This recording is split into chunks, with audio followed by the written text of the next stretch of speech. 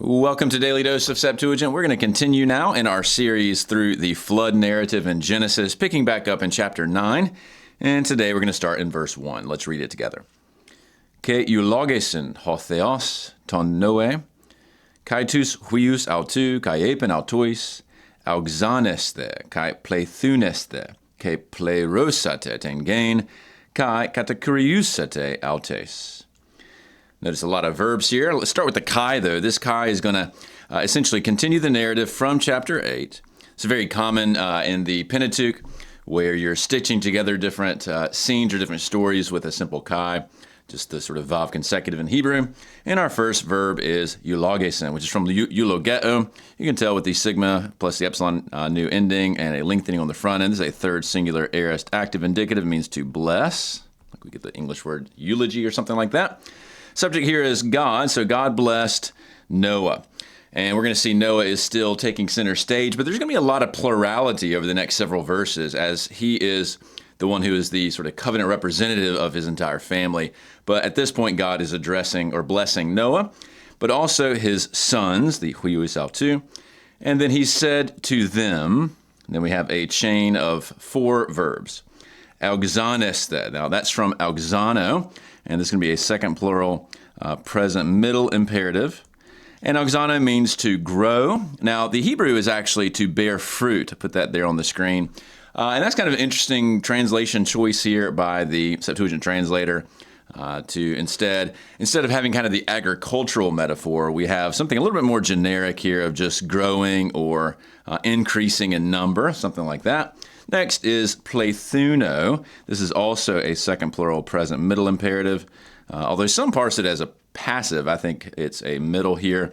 And this means to multiply. So these two words are synonymous with each other, at least at the Greek level. And then plerao. This is plerosate here, the second plural aorist active imperative here.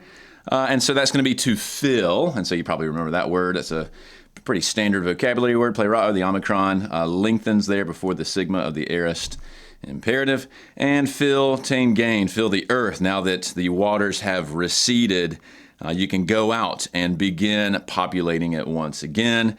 And then katakuriuo there. This is once again a second plural aorist active imperative here. And this means to have power over or lordship over. You can see there's kurios there underneath, sort of behind the scenes. So, or exercise dominion over it. Some might have that. And the autes here is, of course, referring back to the gain. It matches in gender there. So have this dominion over it. Now, a lot of this verse, in fact, almost this entire verse should sound familiar. If you remember back many months ago, many chapters ago, this is nearly a verbatim repetition of the creation mandate in Genesis 1:28. Now, if you've been following along with Daily Dose as we've studied the flood narrative, I've emphasized over and over again that this is, in many respects, for lack of a better term, a recreation. Due to humanity's sin, you have this massive judgment. Everything is now coming through that flood of judgment and is being made new.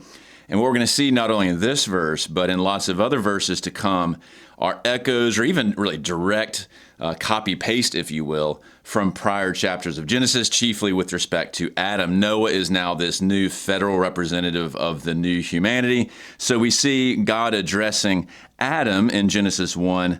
He blessed them, Adam and Eve here, hatheos, so you see that as well. You got the eulogation saying auxaneste, so you got that. You got pleithuneste, you got that, and plerosate, exact same word order, gain, boom, and then katakuriusate, exercise dominion over it.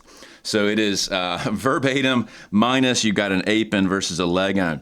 And so we have this beautiful connection back to the original creation account.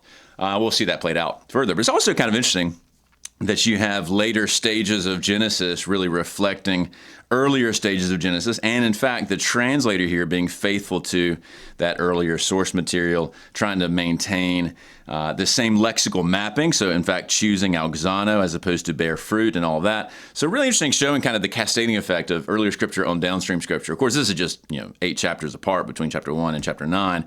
We see that though also with the prophets using the Torah and that kind of thing. So pretty interesting little inter-biblical connections there. So a lot of fun stuff in Genesis 9:1. We'll see more of that to come, but thanks for tuning in today.